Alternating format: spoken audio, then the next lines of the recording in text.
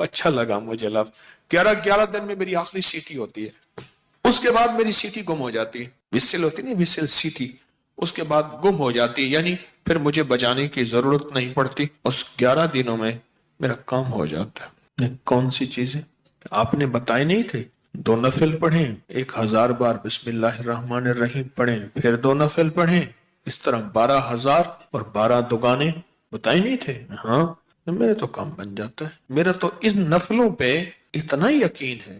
کہنے لگے 5-6 گھنٹے لگ جاتے ہیں, یہ بتا دو. اور پھر عجیب بات کہی, کہنے لگے آپ کی بات مجھے ہر جگہ کام آتی ہے, ہوں یقین والے اور دھیان والے. بس یقین والے اور دھیان والے یہ نفل, کیونکہ بسم اللہ الرحمن الرحیم جو ہے وہ چیز ایسی سعادت اور نعمت ہے. بسم اللہ الرحمن الرحیم وہ چیز ایسی سعادت اور نعمت ہے, اس کے ساتھ اللہ نے عرشوں کے فیصلے رکھ دیے ہیں. جو کرے گا اس کے ساتھ عرشوں کے فیصلے ہیں. ابن عربی رحمت اللہ علیہ, شیخ اکبر محی الدین فرماتے ہیں, انہوں نے بڑی عجیب بات لکھی. پر میں بسم اللہ الرحمن الرحیم جو ہے وہ قلم ہے اور اللہ ہاتھ میں دے دیتا ہے, لکھ لے اپنے نوشتے پہ, لوح محفوظ پہ, جا خود لکھ لے.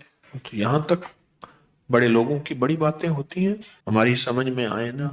اللہ بسم اللہ الرحمن الرحیم کو قلم بنا دیتا ہے, اللہ کہتا ہے جا خود لکھ لے. اور یہ نفل, چلو دکھ کا وقت جتنا گزارنا ہے تو یہ تھوڑا سا دکھ ہی سہ لے.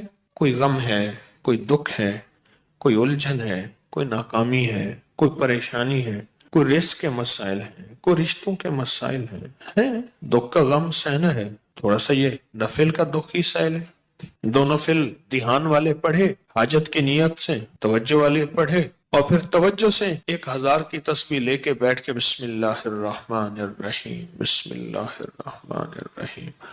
ایک مائی میرے پاس آئی, بوڑھی تھی, موٹاپا تھا, یہاں شیٹی کا پین ہوتا ہے درد, جسے لنگڑی کا درد بھی کہتے ہیں, ایک ٹانگ میں یہاں سے شروع ہوتا ہے یہاں ختم ہوتا ہے, ان کو یہ درد تھا.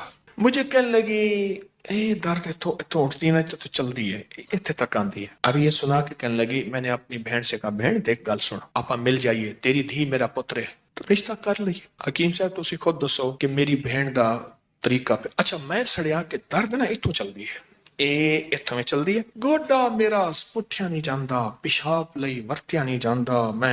اچھا میں بہن نو کیا, میں دیکھ بہن گل سن, آپا نا رشتہ کر لئیے, تیری دھی میری عمرہ اتے تلے کوئی مسئلہ نہیں, اے ہوندیاں رہندیاں نہیں, اتے تلے کوئی مسئلہ نہیں ہے, گل چل رہی ہے, بہن مانتی نہیں.